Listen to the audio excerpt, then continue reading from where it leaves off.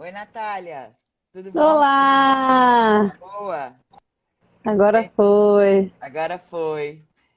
Olá! Tudo Bom bom, querida? dia! Bom dia. Vamos poder, nesse início de feriado, poder conversar um pouco sobre uma coisa que está afetando tanto todo mundo, né, Natália? E você está fazendo um trabalho belíssimo desde a sua dissertação do mestrado, que eu estou acompanhando. E eu acho que tem é um serviço de saúde pública que você está fazendo. Não é à toa que você está, né, muito bem colocada na Fiocruz. Então, fala um pouquinho para a gente do seu trabalho, Natália, que você está fazendo já há tanto tempo e tão importante. Obrigada, Disse. Bom dia. Que bom estar aqui hoje com você, véspera de feriado. É Vamos verdade. carnavalizar falando um É, pouquinho disso que vem angustiando muitos. Assim, eu acho que o nosso bate-papo hoje, talvez aí as nossas reflexões, né? A nossa intenção é sempre trazer algum apaziguamento de angústia, né?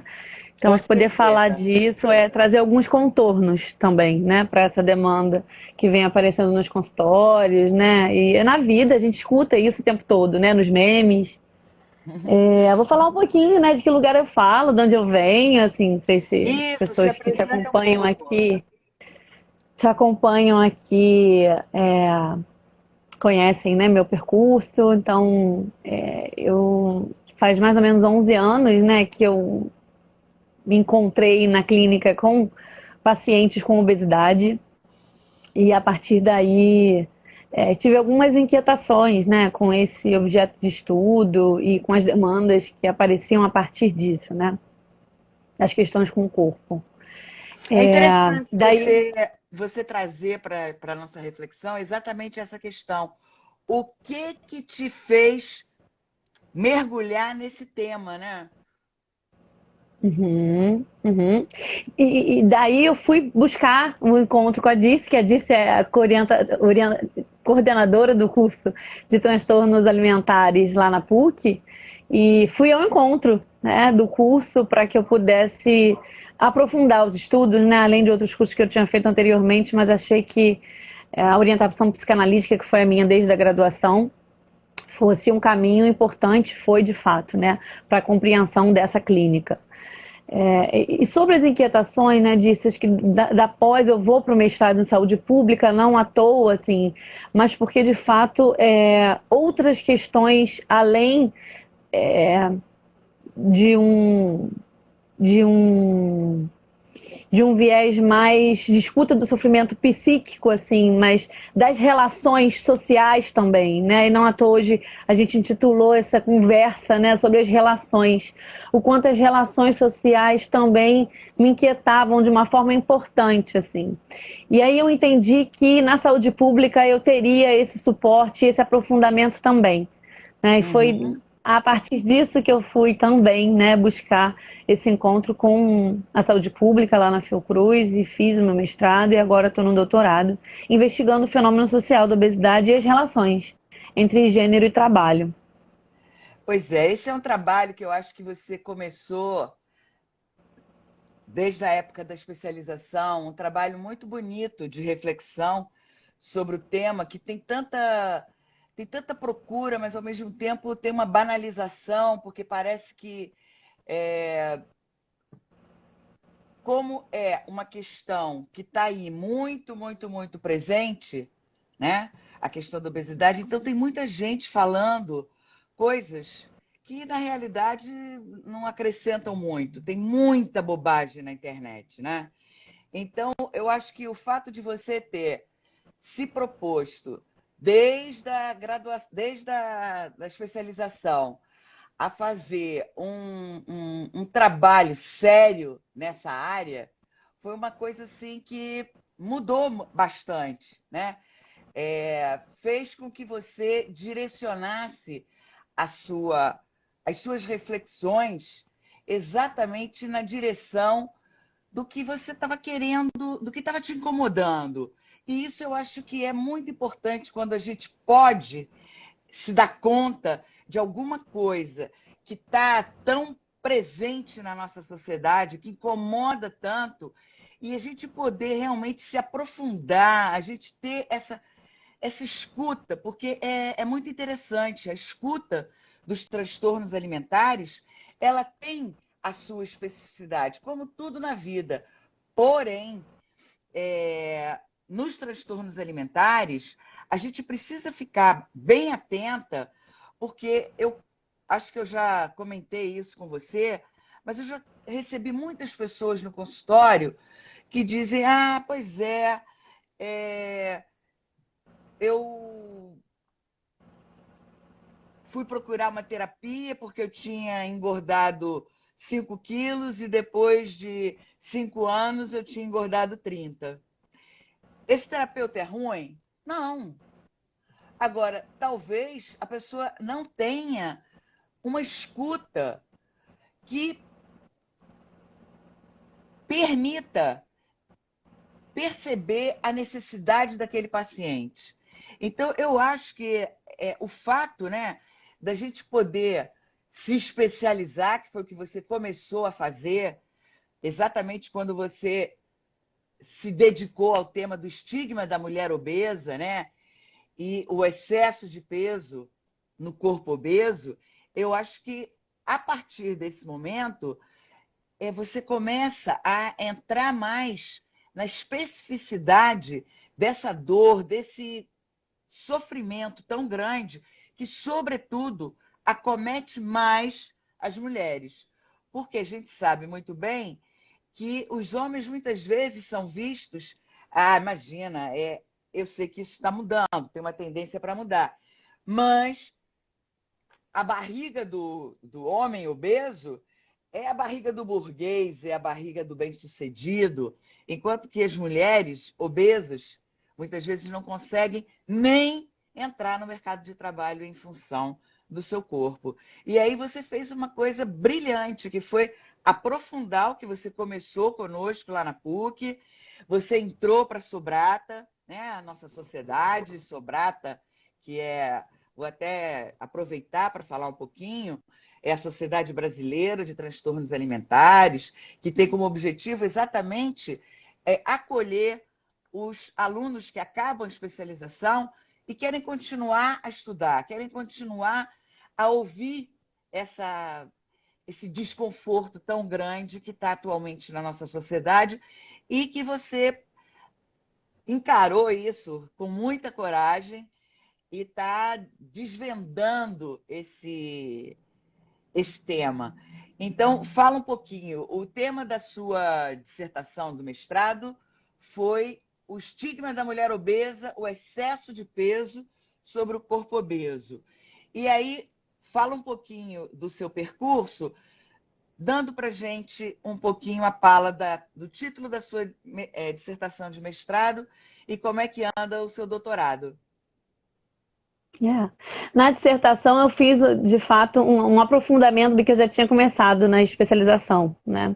A especialização a gente pensou sobre o estigma da mulher obesa de forma mais geral na sociedade e lá no mestrado eu fiz um recorte maior na relação com o trabalho, né? Hoje lá no mestrado, no doutorado de saúde pública, e já no mestrado eu fazia parte do eixo de saúde do trabalhador, como faço ainda. E não à toa, assim, né, disso, porque quando eu comecei na clínica com pacientes com obesidade, eu atendi um volume significativo, assim, de pacientes, né? A gente fazia muitos grupos e era uma média de 200 pacientes no mês, assim. E na escuta, tanto em grupo quanto individual, aparecia muito a relação com o trabalho, né? O ir e vir, o estresse associado ao trabalho, as pressões, a ansiedade, o tempo de se alimentar, o tempo de sono, a sobrecarga de funções, e aí seja da mulher enquanto mãe, as pressões da sociedade, as pressões estéticas da sociedade, e seja ao homem também, né, da entrada no mercado de trabalho principalmente, né, o lugar de provedor e o quanto isso exige, e o modo como cada um lida com isso. E por isso, também, o meu encontro com a saúde do trabalhador. Então, eu fiz essa análise, né, na dissertação. E no doutorado eu estou num momento um tanto angustiante, que é o recorte da pesquisa, né? Porque a gente quer dar conta de muitas questões, assim. E quando eu falo de relações, Eu falo das relações sociais de forma mais ampla mesmo, né? Que são as relações de trabalho, são as relações, então, de classe, de raça, de gênero. Uhum. Mas eu só tenho, agora, a partir de agora, né? Já acabou os meus 2 primeiros anos, eu tenho 2 anos para dar conta de um campo, né? Então, a gente está fazendo esse recorte possivelmente, por isso até a gente pensou no ganho de peso, possivelmente para o ganho de peso, a obesidade nas mulheres, Uhum. e a relação com o trabalho doméstico na pandemia, no contexto da pandemia, Covid-19. É Estamos muito amadurecendo essa ideia, importante. Uhum. saindo lá, né, da lente, e aí, assim, não saindo mais dentro dela, na verdade, né, mas fazendo de fato um recorte, porque, e aí disso eu não abro mão, a minha lente na tese e desde o doutorado, do mestrado, é justamente essa que de alguma forma rompe com um certo paradigma assim, de leitura da obesidade mais hegemônico, né? Que acaba sendo reducionista, assim, extremamente culpabilizador do sujeito, né? Individualista, né? Como se fosse uma questão apenas do indivíduo, enquanto na verdade, assim, É bem mais deixa-se amplo, muito. né? E a gente se dá conta na literatura disso, assim, do quanto os tais fatores de risco eles são fragmentados, né? Para que o sujeito dê conta e responda sobre aquilo. Né, sobre o tempo de sono dele, sobre o que ele faz com o tempo dele que ele não usa para atividade física, sobre as escolhas alimentares, as ditas escolhas alimentares. Mas como é que se escolhe, né? Se eu tô dentro de uma classe específica, né, que me exige um tanto, né, de, de dar de si para a vida, né, para o trabalho, e na hora de onerar, né, de remunerar, isso não vem, né, de acordo com as necessidades. Então, esses fatores, disse assim, essa lente do fenômeno social e as relações de poder mesmo, né? E aí Foucault vai me ajudar a pensar nas relações de poder.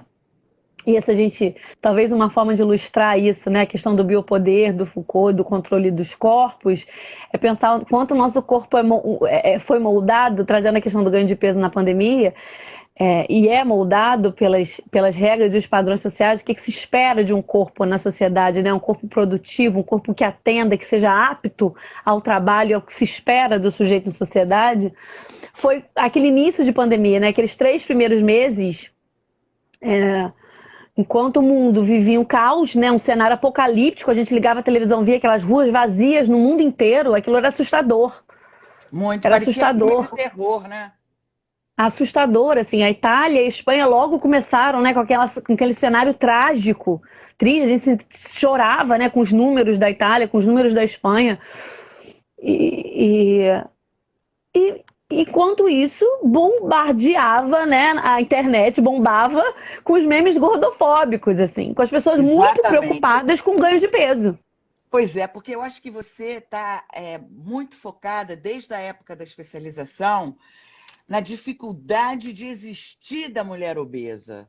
E todos esses temas aqui que você levantou, eu acho que eles tentam dar conta exatamente da necessidade de poder haver um outro olhar, que não seja um olhar incriminador. Porque um dos temas que tem surgido muito nos debates atualmente entre os alunos é exatamente o quão preconceituosos são os profissionais de saúde que atendem os obesos. E, em especial, no seu caso, a mulher obesa. Porque isso tem uma repercussão muito grande. Porque são os próprios profissionais que são absolutamente impregnados desse preconceito. Não é à toa, não sei se você lembra, não sei se a sua turma pôde experimentar, mas eu gosto muito de começar o curso. Normalmente, uma das primeiras aulas, eu gosto de apresentar o documentário Olhos Azuis. Está lembrada disso? Porque Sim, é exatamente maravilhoso. É um documentário que nada tem a ver com os Transtornos transtornos alimentares. alimentares, mas é super importante porque ele mostra claramente como é fácil você construir um preconceito. É facílimo, né? A coisa vai indo e muito rapidamente o preconceito se instala.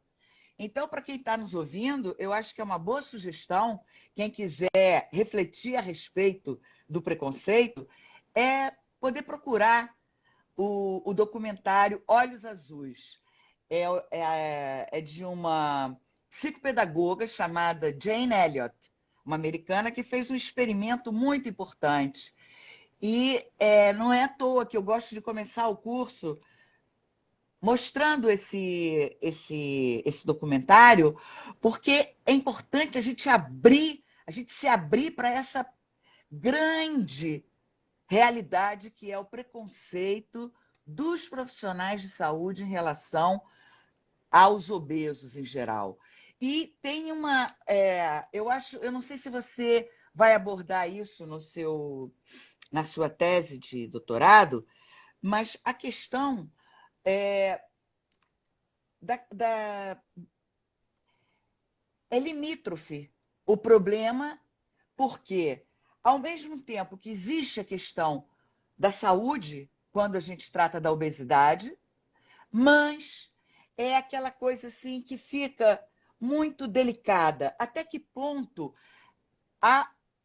pode-se aceitar e pode-se dar o suporte necessário, sem preconceito, para que o obeso possa existir, ao mesmo tempo que é necessário que haja um olhar para a patologia que eventualmente possa também estar presente.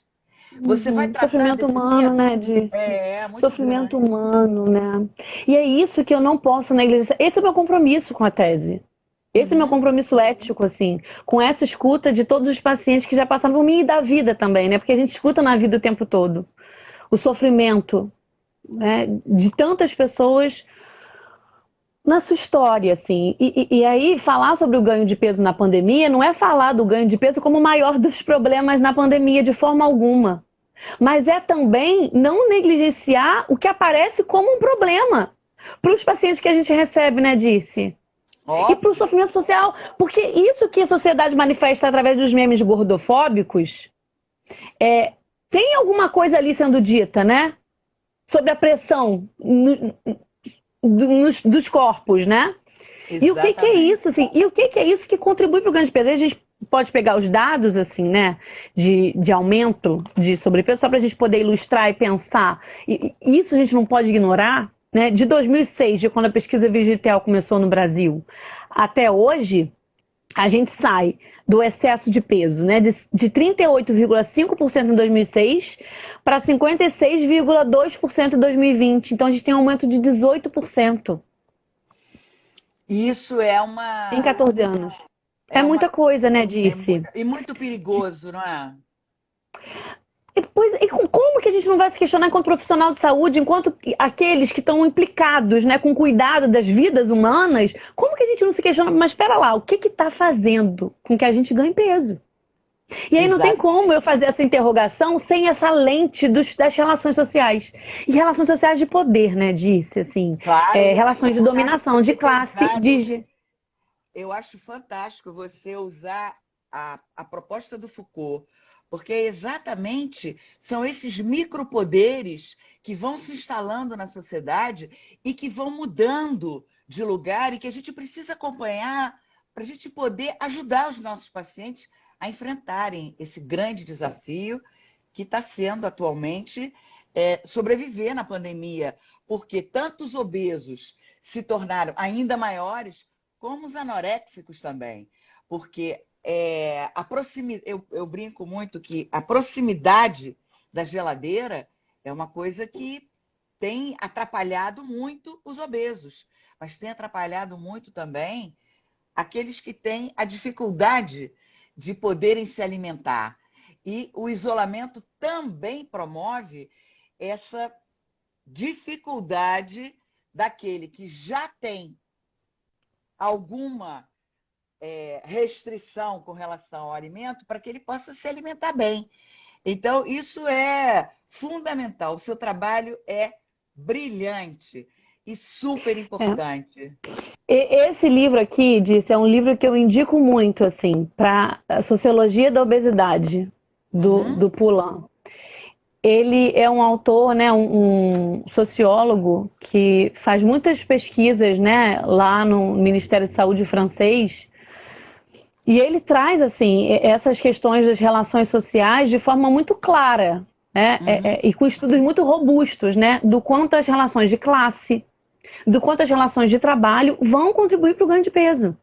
Quem hoje Claro. mais engorda no Brasil, Disse? Quem hoje mais engorda no Brasil? E aí, por isso, os estudos marxistas, os estudos feministas marxistas vão também me ajudar, né? Com a Federici, a Kergoá, a Helena Irata, para pensar no quanto as relações de dominação e quem tem acesso a quê e de que forma vão estar trazendo repercussões sobre o nosso corpo. Quem mais engorda no Brasil hoje? Vamos lá. Isso segundo o estudo Vigitel, o último que saiu agora, né? Relacionando a 2020. Quem tem menos escolaridade? Quem tem menos escolaridade? Qual é a classe que tem menos escolaridade? A informação é fundamental para tudo na vida. E quem tem menos acesso à informação também tem menos acesso ao alimento de qualidade. Porque o alimento mais barato é o alimento mais acessível. E quem tem menos informação e que tem menos recursos são aqueles que se alimentam pior, então são exatamente aqueles que engordam mais. Porque a gente precisa lembrar que o alimento, esse alimento mais acessível, ele é carregado de tudo menos de elementos nutricionais. Então, esse tudo ao qual eu me referi é tudo que engorda. Porque aquilo que a gente se nutre de verdade, na realidade, não nos engorda. O que nos engorda é aquilo que não nos nutre, né? Então, eu acho que a gente está chegando num ponto muito delicado atualmente, da gente pensar como que essa pandemia está contribuindo para nos adoecer. Sim, sim. E aí, para as pessoas terem uma noção de estatística, assim, né? Disse, olha o total, né? Entre homens e mulheres. Aqueles que têm de 0 a 8 anos de escolaridade constituem um total de 25,3%, né, da população com obesidade, e aqueles que têm de 12 a mais anos de escolaridade, 19,3%. Nas mulheres, essa estatística essa diferença é ainda maior.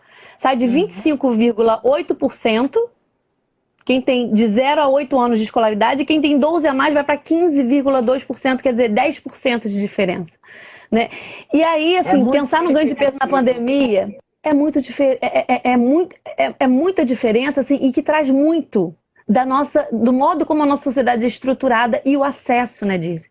Falar sobre ganho de peso na pandemia é falar sobre acesso. Acesso à alimentação de qualidade, acesso a transporte público, porque uma cena, eu até trouxe isso no curso, né, lá no seminário da Sobrata, aquela cena que viralizou, aquela foto que viralizou das pessoas dentro do ônibus, amontoadas naquele momento em que as medidas eram extremamente rigorosas de distanciamento, e aquele ônibus lotado, porque eles reduziram o transporte público. Para as pessoas que precisavam sair na rua para trabalhar. Porque quem pôde ficar em casa e quem precisou continuar trabalhando, né, Disse? Pois é, então, acesso à alimentação de qualidade, né? E acesso à alimentação, não vou nem falar de qualidade, que aí a gente está voltando também a um cenário de fome, né, no Brasil. Então, isso tudo a gente não pode negligenciar tratando da obesidade. A gente não pode fechar os ouvidos e nem os olhos, né? E aí, para além da informação, é o acesso ao básico, né, Disse? Acesso à saúde, a cuidado. A população está muito prejudicada, né? Nós estamos vivendo sem querer a gente entrar muito na questão da política, mas a gente vive um desgoverno que não dá as condições mínimas necessárias para que as pessoas possam cuidar de si, né? Olhar para si. Você não pode nem, você não tem nem acesso à boa alimentação, você não pode nem se locomover para poder ir na direção, buscar alguma coisa que seja melhor, né? Eu acho que a locomoção tem muito a ver com isso. Então, eu acho que a gente realmente está vivendo nessa pandemia, é como se fosse assim, a pandemia ela está permitindo que a gente tenha uma noção do todo que já estava acontecendo, e a pandemia agora ela deu um foco no problema da obesidade, assim, que é super importante, porque era uma coisa que já acontecia, mas agora se intensificou de uma forma muito forte, né? E que a gente poder ter um momento para pensar sobre isso, para poder repensar, e sobretudo você, através do seu vínculo com a Fiocruz, que pensa a questão da saúde pública, eu acho fantástico, eu acho super importante. E esse objeto caro a mim, que são as relações de trabalho, né? Porque pensar no ganho de peso na pandemia é pensar em que condições o trabalhador no Brasil esteve, né? Com vínculos trabalhistas extremamente precarizados. Essas condições de trabalho, o transporte público ilustra isso. Olha as condições de trabalho, né? Para o deslocamento, por exemplo. E um trabalhador que, além de toda a insegurança sanitária que a gente viveu e vive, porque ainda estamos na pandemia, além de toda essa insegurança, ainda ter que lidar com o fato de, peraí, eu tenho uma preocupação com a minha vida, com a minha morte, mas se eu adoecer, se eu ficar só doente, eu não vou poder ir trabalhar, não vou poder botar dinheiro dentro de casa, porque é um trabalhador que não tem segurança, não tem nenhum amparo do Estado, né, disse. Então, assim, a gente vive essa conjuntura, né? Esse é o nosso contexto. De insegurança sanitária, insegurança social, insegurança econômica. Perdemos na pandemia, para a gente pensar a questão do ganho de peso, rede de apoio, porque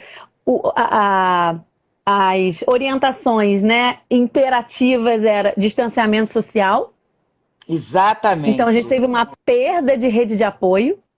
O isolamento, né, que foi uma coisa tão falada e tão grave, né, que nunca, há muitos anos, né, a geração atual nunca viveu isso, porque esse isolamento que a pandemia nos impôs e que traz consequências importantíssimas, ela ficou totalmente desvinculada da possibilidade de redes de apoio, que é o que dão sustentação, né, para a gente poder enfrentar essas dificuldades todas que você acabou de mencionar. A rede de apoio foi completamente, enfim, não acabou totalmente, porque as pessoas continuaram através da internet, que hoje em dia é uma força muito grande, mas as redes de apoio realmente ficaram muito restritas, né? E intensificou muito a questão do isolamento. E o isolamento, a gente sabe, né? O ser humano é um ser que precisa do outro. E todo mundo muito isolado no seu cantinho, procurando o quê? Anestesiar a sua dor. Muitos usando o alimento como um anestésico. Pois é. E aí a gente chega, né, disse, essa costura que a gente veio fazendo até aqui é para a gente pensar no sofrimento psíquico, então.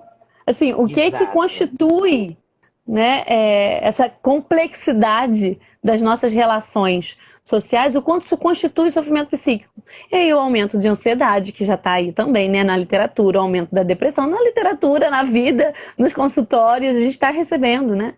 Aumento da ansiedade, aumento do estresse, aumento de sentimento mesmo, né? De entristecimento, de falta de perspectiva, desânimo. Muito, né? Acho que é importante a gente nomear dessa forma, porque é dessa forma que chega pra gente, né? E é como as pessoas identificam a sua dor. Muitas vezes nem se dão conta de que estão deprimidos, mas estão muito desanimados. O que é desanimado, né? É como se não tivesse como alimentar a alma. aí a gente pensa, o próprio Freud dizia, né, e foi retomado lindamente pela Lia Luft, quando ela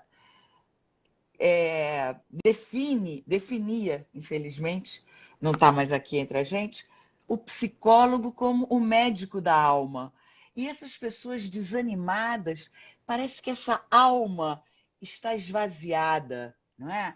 Então, e essa Uhum. alma esvaziada é exatamente o que faz com que as pessoas acabem adoecendo. E não foi à toa que os nossos consultórios ficaram tão demandados agora durante a pandemia, porque realmente esse isolamento muito grande que a pandemia nos impôs e que agora as pessoas aos poucos estão saindo desse isolamento, mas, né, há de se dizer que a saída desse isolamento não está sendo feita da melhor forma possível. Então, também tem isso. A gente sabe que a pandemia não acabou, existe ainda uma questão endêmica com a qual a gente vai ter que conviver durante muito tempo, mas a passagem da pandemia para a endemia, ela está sendo feita de uma forma muito abrupta. E isso vai deixar sequela, porque as novas cepas vão se manifestar e isso vai fazer com que todos esses procedimentos e todas essas medidas de cuidado vão ter que se manter de alguma forma. Mas a gente está aí vivendo, né, hoje mesmo, véspera de carnaval. E a gente sabe que daqui a um mês isso vai ter repercussões graves, né, na saúde pública. Então, eu vejo essa situação que a gente está vivendo como um agravante desse desânimo que vai se acentuar daqui a um tempinho, porque a pandemia pode ter atenuado, né? Há quem diga que a pandemia acabou, mas eu vejo como muito perigoso o que a gente está vivendo nesse momento. Uma falta de perspectiva de se pensar o que vai ser daqui a 1, 2 meses, depois desse carnaval, depois de tanta aglomeração. E a gente tem um prefeito que lava as mãos e diz: não, imagina, os blocos não estão proibidos, mas vamos ver o que vai acontecer. Quer dizer, essa atitude de Pilatos que o nosso prefeito assumiu, isso vai ser uma coisa muito complicada, né? Porque vai ter bloco de rua, claro que vai, e isso vai ter consequências. E isso que você fala, né, disso, assim, representada pela figura do prefeito, assim, foi o que o brasileiro viveu durante toda a pandemia também, né? Uhum. Um desamparo, uma falta de direção, né, falta de coordenação, enquanto Eu os acho que presidentes, né, tomavam para si, a gente via discurso dos chefes de de autoridade, Estado, né, os chefes de Estado, as autoridades públicas, tomando para si o estado de emergência que a gente vivia e assumindo ali, né, dando diretriz para a população, orientando. O que a gente sabe os efeitos psíquicos disso, o quanto isso traz contorno, traz apaziguamento de angústia, porque tem amparo, né, Dirce? Tem exatamente. amparo, tem direção, tem perspectiva. E o brasileiro não teve isso, né? Pois Isso é, porque faltou. o isolamento, ele promove muito esse desamparo, né? O desamparo primitivo. Então, é claro que esse desamparo ele ficou muito acentuado pelo desgoverno, né? O nosso presidente vai a público e chama a pandemia de gripezinha, enfim, todas essas formas eufemísticas que o governo brasileiro assumiu para nos envergonhar e para nos adoecer cada vez mais. Essa imagem que você trouxe hoje da aglomeração nos transportes públicos em plena pandemia foi uma coisa muito grave. E eu acho que a gente está convivendo ainda com isso, porque o absurdo que o governo permitiu que se diminuísse o número de transportes públicos, que até hoje, a pandemia mesmo atenuada, o transporte público continuou muito diminuído.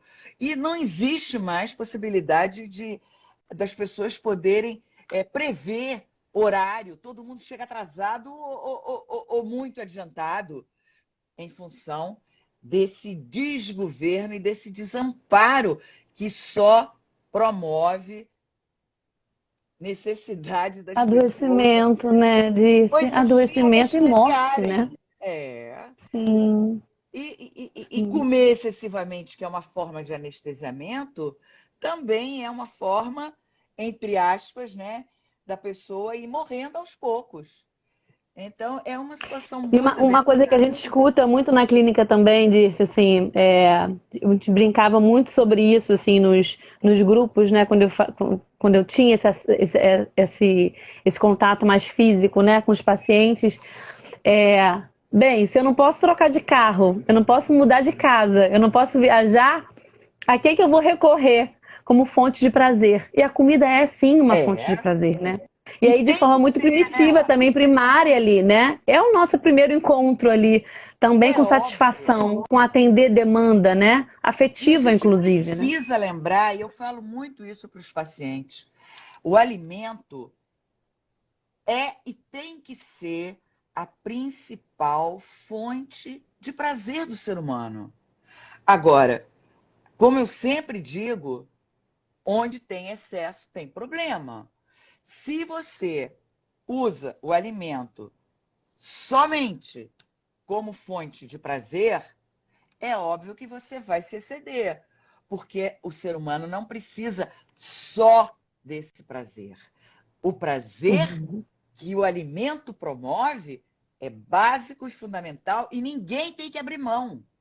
Agora, quando isso se torna a única fonte de prazer daquele sujeito, aí é que começam os problemas. Porque realmente, né, fazer do alimento, tentar buscar tudo aquilo que você precisa para sobreviver enquanto ser desejante no alimento não vai dar certo, porque leva à obesidade, faz com que as pessoas adoeçam. Mas, como você falou, é o que está mais à mão, é a única coisa a qual o sujeito tem acesso. Então, ele lança a mão do alimento e do alimento em família. E aí, eu não sei se você está abordando isso na sua tese de doutorado, mas aí as famílias vão aumentando. Porque uma coisa que eu percebi é que a pandemia fez com que a família inteira engordasse.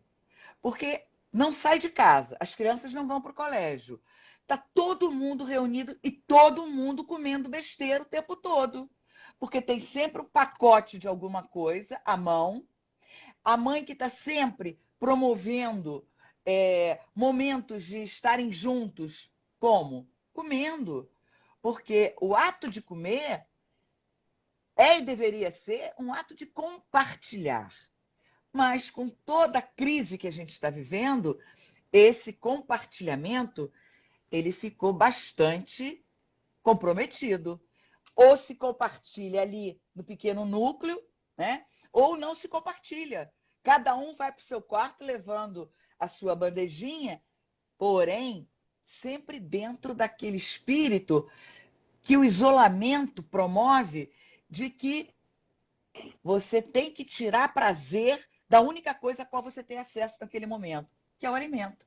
Então, as famílias engordando muito, todo mundo engordando junto. Eu cheguei a ter no consultório pessoas que me procuraram porque tinham engordado. O casal engordou barbaridade e preocupado porque filho de 12, 13 anos estava indo na mesma pisada. Eu não sei se você se deparou com esse tipo de situação, mas isso é uma coisa muito grave, que fala muito dessas questões que você está mencionando, dessas relações de poder, e eu acho que isso é uma das das dificuldades, né, de existir que a gente está encontrando hoje em dia. Uhum. E não, eu tô caminhando para o recorte aí da minha tese para o trabalho Hum, doméstico, né? Para o trabalho doméstico, assim, não remunerado das interessante. mulheres e o quanto esse ganho de ali, né, no ambiente familiar, Dirce, também é Uhum, atravessado pela sobrecarga de atividades, né, de tarefas, né? As mulheres, isso a gente viu o tempo todo também, né? Na mídia, inclusive, não só na literatura, mas na mídia isso compareceu e vem comparecendo. A sobrecarga das mulheres na pandemia, tendo que dar conta dos filhos, porque perdeu a rede de apoio da escola, né? O lugar exato, da escola é muito importante, inclusive para nutrir, né? Se a gente fala de uma classe específica, a escola ela vem nesse lugar também nutricional, né? Para oferecer exato. alimento, refeições. Então, perdeu-se isso com acúmulo de atividades dentro de casa, né? Tendo Porque que a dar conta mulher muitas já vezes do tinha. trabalho. A gente sempre falou que a mulher sempre teve. é, é, como é que chama? Dupla, Um, tripla jornada de a trabalho. jornada dupla. Isso sempre foi uma característica, né, da questão feminina. Mas agora a jornada é tripla, quádrupla, porque tem que cuidar da casa, a pandemia inteira, todo mundo enfrentando não ter ajudante em casa. Então, uma sobrecarga muito grande e, muitas vezes, essa mulher que está trabalhando em casa, ela também precisa sair para trazer o ganho para dentro de casa. E como que ela faz para poder dar conta das crianças que ficaram em casa também? Então, foi uma situação, aliás, não é que foi, né? Começou na pandemia em 2020, mas isso ainda se coloca de uma forma muito complicada, né? Dificultando muito a vida das pessoas. Fale. Se a gente for parar para pensar, né, disso, assim, no abismo, na desigualdade que já existia de forma absurda no Brasil, e no abismo que a gente criou com a pandemia de desigualdade de acesso à educação, por exemplo, porque e essas mães que estavam lá nesse transporte público, precisando sair para trabalhar, enquanto muitas tinham o privilégio de estar aqui, né, nas telas, porque foi um privilégio, né, de também trabalhar Com de casa certeza, com durante a certeza. pandemia. E essas crianças, né, disse assim, o Que não desamparo tinham nem dessas um crianças. telefone e nem um computador para poderem ter acesso, eventualmente, às aulas. A escola pública, ela não pôde prover as crianças como elas precisariam para poderem ficar em casa. Então, crianças ociosas que faziam o quê? Comer desbragadamente. E as crianças engordaram muitíssimo, inclusive mais do que seus pais, e isso denota, né, um antecipa um problema que vai acontecer lá na frente daqui a pouco, quando essas Que crianças já se crescerem. preocupava, né? Que já era uma É preocupação, óbvio, a obesidade tá? infantil, né? E aí a gente volta para aqueles dados lá da escolaridade, assim. A gente Uhum, volta para os dados das escolaridades. Qual classe, exato. então, mais engorda no Brasil? Né? Porque quem tem menos acesso à escolaridade? Né? E qual é a É a raça classe que compõe essa cativa. classe no Brasil, né? Disse Exato. assim. Então, são questões muito graves, né? Acho que foi um privilégio ter essa conversa com você aqui hoje, porque esse é meu compromisso na minha tese, né? E poder debater isso em outros espaços, né? Principalmente sociais, né? Como esse aqui, mais democrático, vamos dizer assim, é fundamental, porque a gente precisa levantar essa poeira, né? Meu objetivo com a tese é levantar essa poeira. Eu não sei muito para Exato. onde é que vai, mas assim, a minha Mas ela intenção, e vai estou para numa algum escola de lugar. saúde pública, é levantar essa poeira para encaminhar, né? Para encaminhar para Pois é, construções mesmo de políticas públicas que deem conta dessa estruturação social, porque é uma exato. estrutura, né, que a gente está inserido. E quando eu acho importante, porque quando a academia levanta essas questões, é, é importantíssimo, por exemplo, a gente encontrar uma sociedade como a Sobrata que possa trazer isso um pouco mais para um público maior do que o público da academia. Porque a Sobrata, enquanto a Sociedade Brasileira de Transtorno Alimentar, ela tem esse objetivo de continuar estudando, porém, ela não está dentro do, do universo da academia diretamente. Então, eu acho que é muito importante, é como se a academia levantasse para que as sociedades possam continuar o trabalho que a academia levanta. E você faz isso com muita destreza, você está de parabéns pelo seu trabalho. Eu acho que você está dando uma contribuição fantástica para esse tema tão importante, tão avassalador, que todo mundo tem alguma coisa a dizer sobre obesidade. Mas a gente sabe como é difícil a gente chegar à dor desse sujeito que está completamente engessado pela falta de perspectiva que não há atualmente no Brasil, né, recursos para as pessoas poderem enfrentar essa questão. Eu acho que o seu trabalho é assim muito, muito, muito importante. Você está de parabéns. Você, enquanto aluna da especialização, fez um trabalho maravilhoso.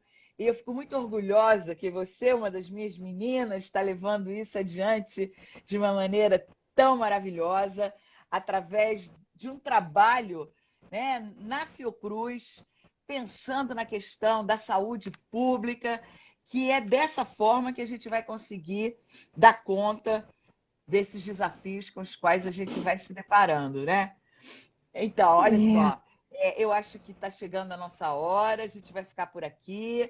Então, vai se despedindo e eu acredito que em breve a gente vai poder retomar outras lives para a gente poder conversar bastante. Eu quero aproveitar que a gente está aqui para convidar a Luciana Lima, que também teve no nosso curso e que faz um trabalho maravilhoso.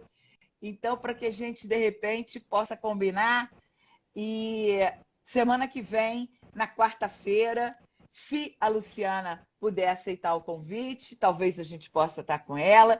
Se não, na próxima quarta-feira, a gente vai estar junto para poder falar sobre essa questão tão doída, não é? Porque a gente percebe a dor dos nossos pacientes. E eu vejo assim que a nossa tendência é achar que mais velhos estão com uma dor há mais tempo, mas eu fico assim mortificada quando eu ouço a dor e o sofrimento de jovens com 20 e poucos anos que percebem que estão perdendo a sua juventude em função da obesidade. Então, eu fico aqui deixando o convite para a Luciana Lima participar comigo na semana que vem e passo a palavra para você, querida, para você se despedir da gente. Muito obrigada, Diz, pelo convite. É sempre uma honra estar do seu lado, né? Uma Oh, figura imagina. admirável, um percurso super bonito, potente, inspiradora mesmo. Muito obrigada pelo convite.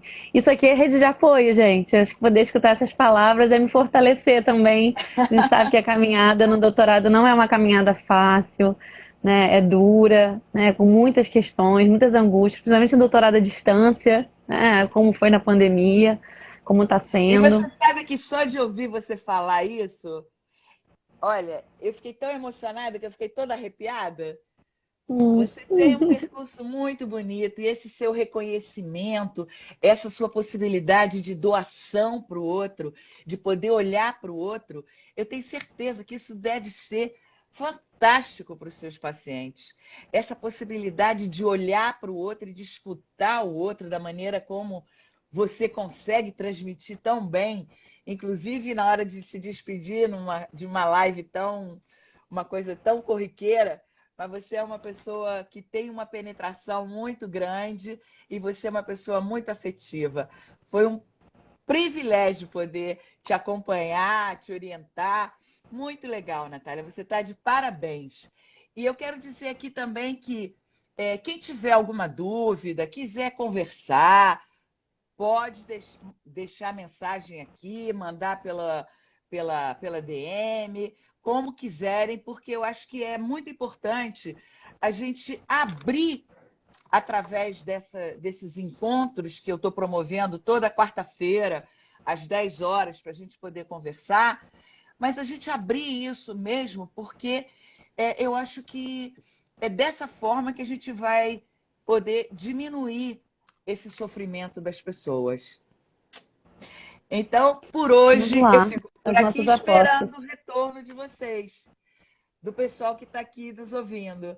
E para você, querida, um beijo muito grande, que você continue seu belo trabalho e cada vez inspirando mais gente. Um Um beijo beijo, muito querida. Posso grande. terminar com o Eduardo Galeano? Disse para o Claro, carnaval, claro. para alimentar um pouco, né, a nossa alma e para nos trazer perspectivas também. Acho que é importante que a gente tenha orientação, né, de para onde é que a gente quer ir, né, ter um horizonte. Isso é importante, assim, É acho que esse verdade. horizonte eu venho construindo aí, junto com meus pares na vida, né, e que bom, que bom. Então, acho que poder discutir o que a gente discutiu aqui hoje, né, apostando num outro mundo possível, né, disso, numa outra forma de estruturar, de nos estruturarmos enquanto sociedade é fundamental. Vamos lá. Eu gosto muito de terminar com ele, sabe, Dirce? Acho que traz pra gente uma apropriação do que é a nossa caminhada na vida, né? A utopia tá Exato. lá no horizonte. Me aproximo 2 passos, ela se afasta 2 passos. Caminho 10 passos, o horizonte corre 10 passos. Por mais que eu caminhe, jamais alcançarei. Para que serve a utopia? Serve para isso, para que eu não deixe de caminhar. No Isso, Galeano, você somos está fazendo nós. essa caminhada linda. Parabéns. Sigamos. E a gente então se encontra semana que vem, tá bom? Muito Um beijo, obrigada. querida. Um Bom beijo feriado, enorme. bom carnaval. Tchau, tchau, gente. Tchau, Um tchau. abraço.